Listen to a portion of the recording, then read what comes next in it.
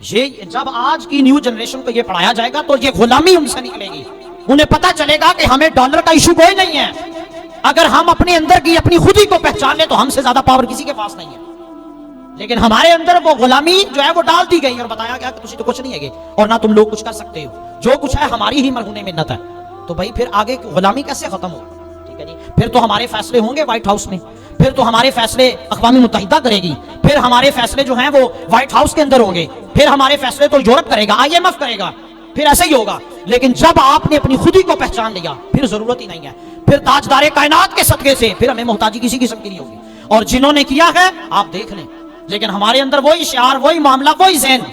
بس غلام پہلے بھی تھا, وہ 76 سال کا عرصہ گزرا تو آج بھی غلام ہی ہے. کل میرے ٹیچر ہیں انگلش کے, انہوں نے مجھے بڑی خوبصورت سٹوری پڑھائی, میں بس اس کو بتا کے ختم کرنا چاہتا ہوں. بڑی خوبصورت بات ہے وہ. ایک وہ کتا تھا اور ایک بھیڑیا تھا. وہ ایک گاؤں کی گلی میں داخل ہوئے تو ان کی آپس میں گفتگو ہوئی. چھوٹی سی سٹوری ہے, بس وہ میں لاسٹ کر کے ختم کرتا ہوں, وقت کم ہے.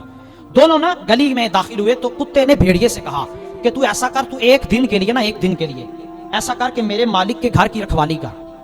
تو وہ چونکہ بھیڑیا بڑا دبلا پتلا تھا, کمزور تھا, تو کتے نے کہا کہ تو جب رکھوالی کرے گا نا, میں انعام کے طور پہ ایسی خوراک تجھے دوں گا کہ تو تندرست و توانا ہو جائے گا. صرف ایک دن کی رکھوالی کرنی ہے. لو جی, وہ ایگری ہو گیا اس بات پہ بھیڑیا. تھوڑی دیر گزری تو اس کے نا وہ بھیڑیا جو تھا نا, اس کی نظر وہ جو گلا ہوتا ہے نا کتے کا, جس جہاں وہ پٹا ڈلتا ہے, وہاں اس نے دیکھا تو وہ باریک باریک بال تھے. ٹھیک ہے جی, تو اس نے دیکھا, اس نے کہا یہ باریک بال کس وجہ سے ہیں؟ تو کتے نے کہا کہ میرا مالک جو ہے یہاں پہ پٹا ڈالتا ہے. بڑی توجہ سے سننے والی بات ہے, بس آج کی گفتگو کا خلاصہ کلام ہے.